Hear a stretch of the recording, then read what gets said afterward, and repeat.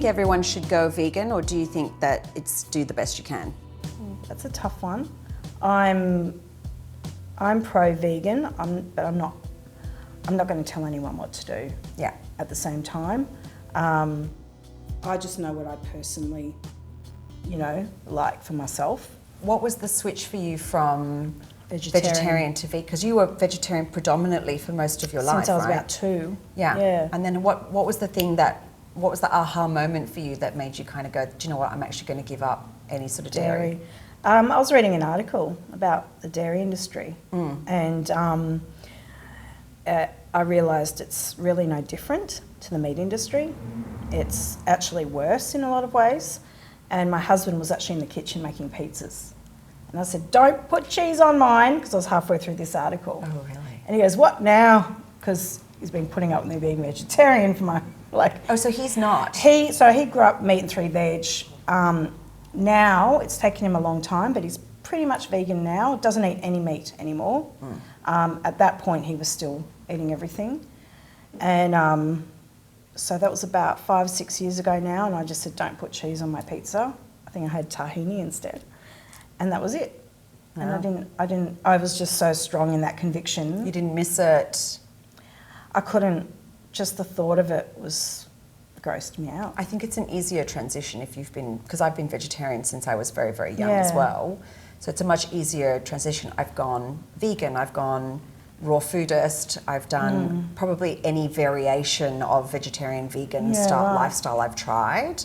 And I think for me, where I settled back on after I had kids was, if I am going to have anything that is non-vegan, then I would need to know exactly where it came from and how it was sourced, how it was taken care of. For me, that chain, that made sense. Food chain is very important to me. So I wouldn't take more than I needed to, any of that sort of stuff. I mean, I would probably say I eat predominantly a vegan diet, but I can't call myself a vegan because I don't think I'm a activist in the sense that every aspect of my life has not a single animal byproduct in it. Well, look, it's impossible for, and we all make mistakes. I've accidentally eaten something that I thought was vegan.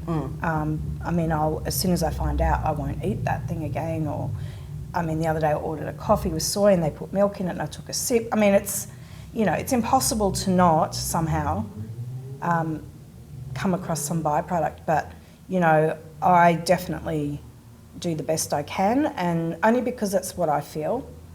I just don't want to be responsible for any animal's pain. So what about things like kids' school shoes and stuff like that? Because that's, most kids would wear leather shoes to go to my school. kids have leather school shoes. Yeah, so that's why I struggle with the whole vegan terminology, because I find it very difficult to do everything. Well, my kids aren't vegetarian. My kids aren't vegan. Okay. They were brought up vegetarian and they haven't wanted to go vegan. No. And so I'm like, it's your choice, even when I was growing up vegetarian, my parents always said, you can do what you want, really. And I did. I think I tried chicken a couple of times when I was about 9. Yeah. And they never said, no, you can't do that. But I think that's actually better, because my mother went through this. You have to go 100% vegetarian, 100% vegan. And at the time that happened, I was about 12. So for me, it's very hard for a 12-year-old. Yeah, I kind of rebelled, for a moment there. I'd never been a big meat eater at all. Like, I never ate seafood. I ate a tiny bit of chicken, a little bit of pork, because that was quite common in the Asian diet. But I didn't eat any other kind of form of meat. And then the second she says to me, you've got to go 100% vegetarian, even though I wasn't eating it, and I never ate McDonald's or stuff, I suddenly went out to the first McDonald's I could find. And well, the chicken I ate was KFC. Well, there you go. For my kids, I wanted to have a very different narrative. I wanted them to be educated, not scared, no fear-mongering in the house, but just really very simple. This is what it is, this is what it isn't. You need to know these are the choices that you're making and the repercussions of the choices that you make. What you choose to do is going to be up to you. However, we'll support you regardless, but my personal preferences are X, Y, and Z. And my kids know very well. I mean, I run a vegan business and, they know exactly where I'm coming from. So one of the things that I always like talking about is mums opening businesses, because that's not easy. I mean, you've got a full-time job already at home and then you're going to go and start a new business. How's it been for you as a mum? It's been chaotic. Yeah, it's not easy at all. And it's amazing because people just see your social media posts. Yeah. They're like, how do you do it? And I'm like, it's tough. Like, you know, I might not clean the house. You know, like there's only so many hours in a day. So you can't possibly do everything. I'm lucky I've had a husband at home for the last couple of years. So he's been able to hold down the fort there a bit. And support you. Support me and be there more for the kids. But, you know, the kids do get upset because I'm a bit obsessed with what I do. Like, it's my passion. Yeah. So it's very hard to cut off. You know, like you have a whole day of Green Lion and then you've got to put your head straight into children. Yeah. And it's a very different world. And you're still getting phone calls and you're still getting emails and I don't really want to stop working. So basically you don't sleep. Not a lot. I really don't sleep much. And, you know, so I'm tired all the time. I think it's a misconception that, you know, you can do everything well. I do think it's always a bit of a balancing act, and I had a lot of guilt as a mum with my business, but then on the flip side, I had a lot of business guilt that I wasn't giving it my all that I had before I had kids. So I felt guilty regardless of what I did. And my business partner, his children are grown and left. Right. So he can give it 100%.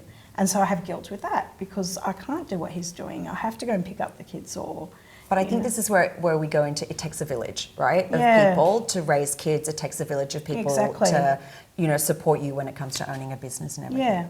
But listen, I really want to try this beautiful dish that you've made us. Yes. So shall I serve up? Yeah, for sure. Let's try this. Try this.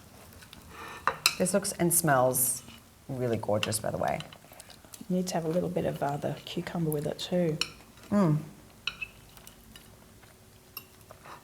No, it's nice. You need the cucumber to give it that freshness to go with it. So what advice would you give to somebody who is wanting to go vegan or plant-based? I think the most important thing is to know that vegan food can be tasty and it can be filling, and a lot of what people miss is texture too, so you can even get the textures that you miss.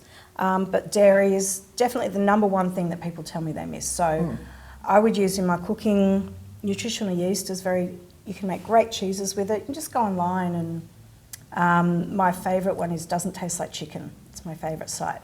Okay. And she does all different cheeses on there. Oh, that's a good little tip. Doesn't taste like chicken. All right, yeah. And then anything else? And there's plenty of great plant-based meats out there now. So if you're transitioning, really, don't think you're just going to be eating a bowl of vegetables now or a plain salad. There's so many easy, great recipes and that you can Google or watch videos on, and so you just don't feel like you're missing out. Because I think that's the number one thing that stops people is the worry of missing out. I feel like there's so much variety out there, and Australia is such a blessed country when it comes to produce that you can literally find anything, and there's such a great, you know, amount of fantastic and there's food out there. more and more new stuff every day. Exactly. Yeah. Well, thank you for coming in today and spending No some time with us in the worries. kitchen. It's been so much fun. Thanks for having me. No, it's been great.